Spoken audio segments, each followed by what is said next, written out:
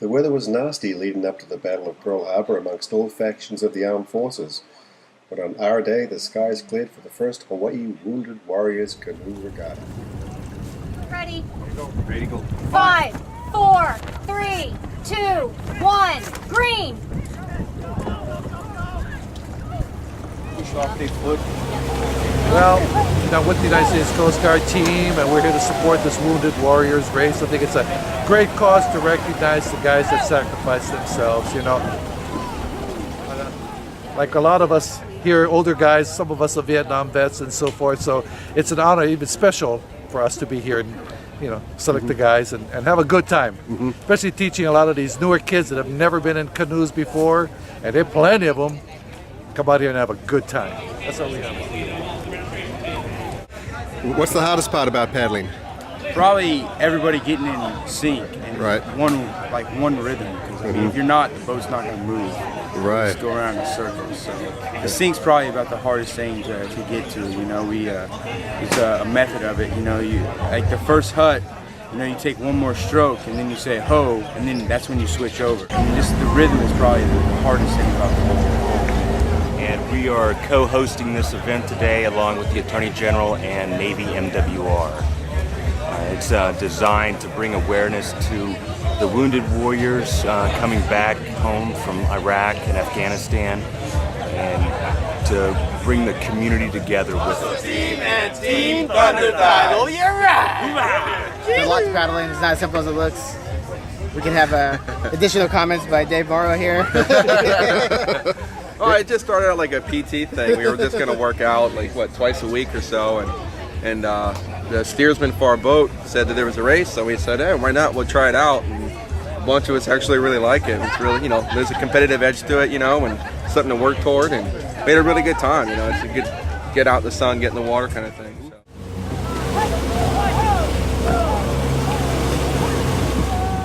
So. Okay, ready? Hut! Ho, Strokers! Our crew is based out of the Warrior Transition Battalion. We're stationed at Schofield Barracks. We take care of all the wounded warriors. Our team is a combination of cadre members and warriors. So just coming out having fun. What was the hardest part about learning how to paddle? Try not to flip the boat. Everybody lean on one side, and when they pull, the boat woolly. So trying to keep our center balance in the boat. 3 months ago, we were at this feeling as to how we could take the Wounded Warriors program up to the next level. And this Wounded Warrior program has been in existence since around February of 2007. And it came out of the controversy of the treatment of veterans at Walter Reed Hospital on the mainland. And so we were here in Hawaii saying, how can we help the Wounded Warriors and assist them in their recovery stage? We found out that there's approximately 330 Wounded Warriors here in Hawaii, of which about 30 are Kaneohe Marines, and the rest is all located at Tripler Army Hospital and at Schofield, and includes not only soldiers from the Army, but also National Guard and reserves as well. So for the last 2 years, we've been trying to take them to events at Hanamo Bay for snorkeling, and even movies on the wall and other things like that, even UH athletic games. And so we started thinking that, here in Hawaii, our culture is surrounded by water. And that is such a healing element for us. So we decided to partner up and to create this event in order to help our wounded warriors and to help them get the feeling of confidence and to know that you're only limited by your mind. This is a great program, and on an ongoing basis, we're bringing in the wounded warriors from the Marine Corps, from the Army, in groups like 30s and 40s. And we're actually breaking out the outrigger canoes, the sailboats, the rowboats, the kayaks, the power boats. They have a party patio pavilion like this. And, they've been rehabbing for 10 weeks, from their wounds in a hospital room. They've been playing video games. So now we can kind of pull them out and get them into doing anything. And if they like it, they can go from an introduction to free sailing lessons, right? And then they can expand into the different clubs, like the canoe club or the sailing club. When he starts, okay? I am a MWR means Morale Welfare Recreation Outrigger Canoe Instructor. And there's 4 of us that work for the marina as instructors. And our job is to teach people to paddle outrigger canoes. So we have a recreational side that anybody in military can come down, that whether they're active, retired, reserve, dependents, and they come down and we run a class for them on Monday, Wednesday, Fridays for about an hour and hour and a half class. And first time they come down to paddle, it's complimentary. After that, it's $1 every time you show up.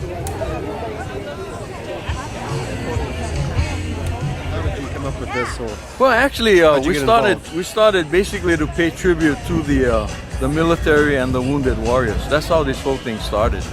And basically, we thought, well, let's have a small little canoe regatta for the wounded warriors. And it kind of morphed into a 65 canoe cruise. And basically the lokahi, or the unity of everybody, meaning Air Force, Navy, Marines, Army, Coast Guard.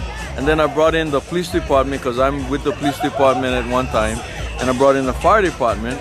And then what we wanted to do with the adaptive paddling was with Hemmings and his group, to kind of expand just to show the disabilities people that, hey, you know what, you can paddle. So that's basically the intent of having Pure Light Racing, the adaptive canoe paddle, in this event as well.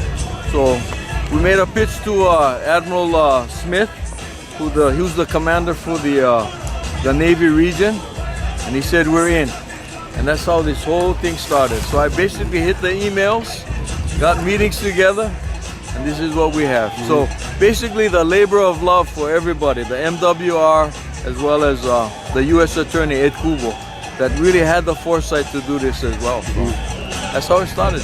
Right. And of course, Haumea, she jumped in with Jimmy Buffett's, and they did a press conference, and we kicked off the event at Jimmy Buffett. I just think today is just really great how they're melding the civilian population along with the military. I think that's just the right thing to do, because there is an overlap in terms of the police department and fire departments all working collectively together.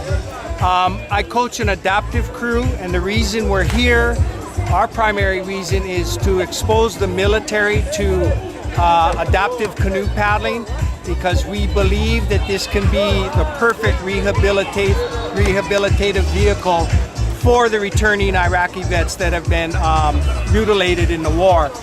We not only believe that it's a physical way of healing, but we know anybody who's been in the water at all knows that if you have problems, if you're angry, you get in the water, you let God do his thing with the fresh water, the sunshine, the fresh air, and it just kind of washes away all the problems that you may have. So our reason here is to expose the military to this and hopefully get Hawaiian canoe paddling on a national level. Paddling is almost secondary to our calling. Our calling is to get this out across the nation and internationally. If we win with some races like we did at Natoma, those are bonus points, okay? We're working on a deeper level here. We have to realize that at all times. That doesn't mean we're competitive. That doesn't mean we do the best we can. But, keep that in the back of your mind. Race is a little painful because it's short and quick, but Go Team Slayer! It'll be a fun day throughout, and see what happens in the finals.